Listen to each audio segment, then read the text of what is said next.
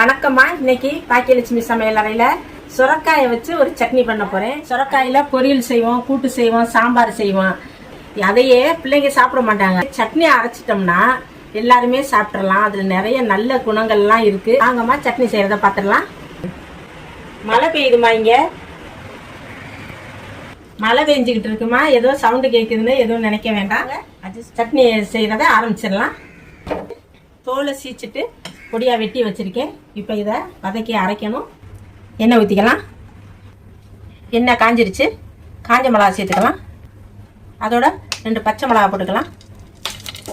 இந்த கருவேப்பிலை, இந்த சுரக்காய் வதக்கலாம். நல்லா வதக்கணுமா, அப்போதான் அதில் உள்ள அந்த பச்சை வாசனையெல்லாம் போகும்.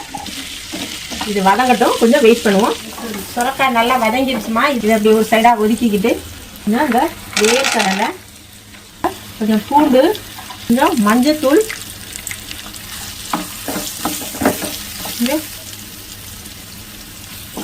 கொஞ்சம் தக்காளி,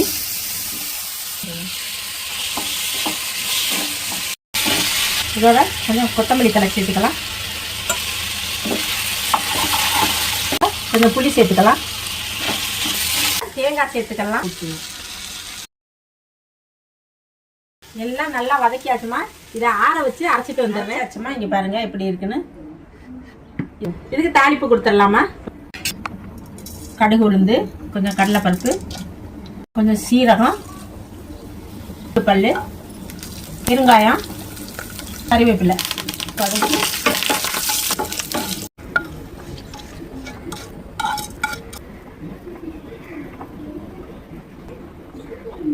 அரைச்சி தாளிச்சாச்சுமா.